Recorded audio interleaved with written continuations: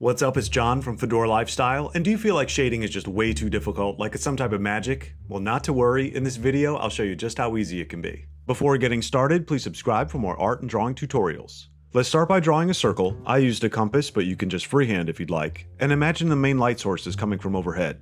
Now draw straight lines from the light source over the sides of the circle and through the point closest to the light. Let's also imagine the sphere is sitting on a flat surface. Using these guidelines, draw an oval on the flat surface beneath the circle. This is called the cast shadow. Now draw this curve on the circle where the light source lines connect. This is the edge of what's called the core shadow on the sphere. Now erase those guidelines, especially the oval beneath the circle. Shadows typically don't have bold outlines. Next, lightly shade the drop shadow and up to the core shadow edge on the sphere. Note the shading beneath the core shadow line won't go to the edge of the sphere due to light reflecting off the flat surface.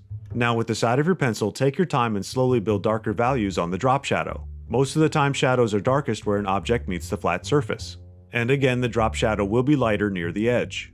Now darken the core shadow with the side of your pencil. I also decided to really darken the drop shadow before moving forward. Next, I added curved hatch lines on the sphere to give it some texture variety. You may not want to do this part, I just think it makes the drawing more interesting. Next, imagine the top of the sphere is the highlight, so add a very light value between the core shadow edge and that highlight. You can also use an eraser to draw that highlight if you accidentally shade too dark. Finally, to really make this drawing pop, you can add a dark value to the background for extra contrast. And with that, you're done. Thanks for watching, please subscribe, like, and share.